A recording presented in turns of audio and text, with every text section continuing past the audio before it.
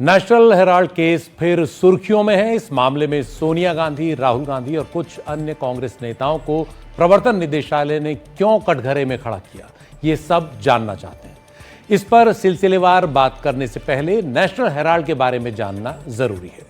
जिसने भी भारत के स्वतंत्रता संग्राम का इतिहास पढ़ा होगा वो इस अखबार से परिचित जरूर होगा।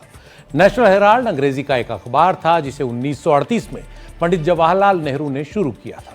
इस अखबार को प्रकाशित करने वाली कंपनी का नाम था एसोसिएटेड जर्नल्स लिमिटेड यानी एजेएल, जिसकी स्थापना 1937 में हुई थी।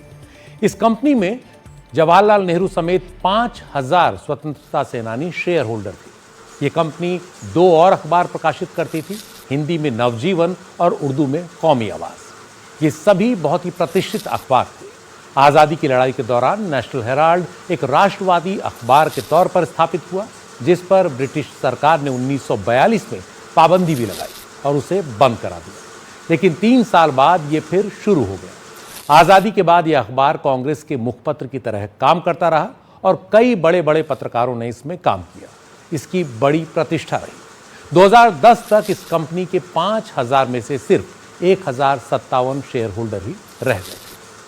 लेकिन देश की आज़ादी के साथ इतने करीब से जुड़ा यह अखबार समय के साथ साथ मुनाफे की दौड़ से बाहर होता गया। 2008 में वित्तीय कारणों से नेशनल हेराल्ड और बाकी दोनों अखबार कौमी आवाज और नवजीवन बंद कर दिए गए। विवाद तब शुरू हुआ जब 2012 में बीजेपी नेता सुब्रमण्यम स्वामी ने एक आपराधिक शिकायत दर्ज की। इसमें उन्होंने सोनिया गांधी और राहुल गांधी समेत कांग्रेस के कुछ अन्य नेताओं पर यह आरोप लगाया कि वो यंग इंडियन लिमिटेड द्वारा एसोसिएटेड जर्नल्स लिमिटेड के अधिग्रहण में विश्वासघात और धोखाधड़ी में शामिल है। अब समझते हैं कि इस मामले में ये आरोप हैं क्या।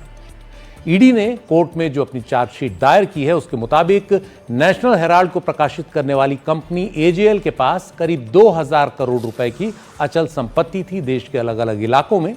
लेकिन घाटे में चलने के कारण कांग्रेस ने उसे 90 करोड़ रुपए ब्याज मुक्त कर्ज दिया था। चार्जशीट के मुताबिक 2010 में यंग इंडियन लिमिटेड नाम से एक कंपनी बनाई गई जब राहुल गांधी कांग्रेस के महासचिव थे। इस कंपनी में सोनिया गांधी और Rahul Gandhi majority share holder हैं। दोनों के पास 38% यानी कुल 76% की हिस्सेदारी है। बाकी के 24% शेयर कांग्रेस नेताओं मोतीलाल वोरा और ऑस्कर फर्नांडिस के पास थे और दोनों का निधन हो चुका है। राहुल गांधी यंग इंडिया के डायरेक्टर बने। चार्जशीट के मुताबिक जो लोग एजेएल में थे वही यंग इंडियन में भी थे। ईडी का आरोप है कि एजेएल जब कर्ज चुकता करने की हालत में नहीं था तो उसने साजिश के तहत 90 करोड़ रुपए के कर्ज को इक्विटी यानी शेयरों में बदल दिया। इसके बाद 50 लाख रुपए में यंग इंडियन ने एजेएल को के जो सैकड़ों करोड़ के शेयर हैं वो मिट्टी के भाव खरीद लिए यंग इंडियन को आवंटित ये शेयर जो है कर दिए गए एजेएल की तरफ से। ईडी का कहना है कि यंग इंडियन को एजेएल के 99% शेयर इस तरह हासिल हो गए। अब ईडी का आरोप है कि एजेएल की सैकड़ों करोड़ की संपत्ति का अधिकार यंग इंडियन को देने के लिए सोनिया गांधी, राहुल गांधी और अन्य कांग्रेसी नेताओं ने एक आपराधिक साजिश रची। ईडी ने इस मामले में कांग्रेस के नेता सुमन दुबे और सैम पित्रोदा को भी आरोपी बनाया है। ईडी का आरोप है कि सोनिया गांधी और राहुल गांधी के धोखाधड़ी भरे फैसलों से एजेएल के मेजॉरिटी शेयर होल्डर्स को गलत तरीके से नुकसान पहुंचा है। यह भी आरोप है कि एजेएल के मालिकाना हक को यंग इंडियन लिमिटेड को सौंपने का फैसला सिर्फ 7 शेयर होल्डर्स द्वारा लिया गया। ईडी हवाला के तहत दर्ज इस केस में एजेएल और यंग इंडियन की संपत्तियों को जब्त कर चुकी है। इसी साल अप्रैल में ईडी ने दिल्ली, मुंबई और लखनऊ में 661 करोड़ रुपए की अचल संपत्ति का कब्जा लेने के लिए नोटिस जारी किए।